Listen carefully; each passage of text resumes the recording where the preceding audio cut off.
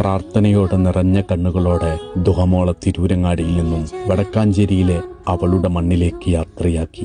എടരിക്കോട് മമ്മാലിപ്പടിയിൽ ഇന്നലെയുണ്ടായ വാഹനാപകടത്തിൽ മരണപ്പെട്ടതാണ് 1 വയസ്സ് മാത്രം പ്രായമുള്ള ദുഹ എന്ന ഈ പൊന്നുമോൾ. കാത്തിരുന്ന് കിട്ടിയ മകളെ കാണാനായി വരുന്ന പ്രവാസിയായ ഉപ്പയെ കരിപ്പൂർ എയർപോർട്ടിൽ നിന്നും വീട്ടിലേക്ക് കൊണ്ടുവരുന്ന യാത്രയിലാണ് അപകടമുണ്ടായി ദുഹമോൾ മരണപ്പെട്ടത്.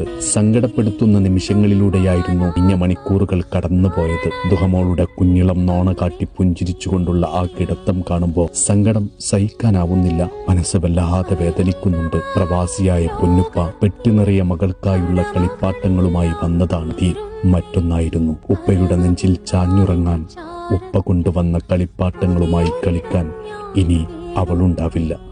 അവൾ ഇനി പള്ളിക്കാട്ടിലെ 6 അടി മണ്ണിൽ മീസാൻ നാട്ടിയ മൈലാഞ്ചി ചെടികൾക്ക് താഴെ പുഞ്ചിരിച്ചുകൊണ്ട് ശാന്തമായി ഉറങ്ങട്ടെ.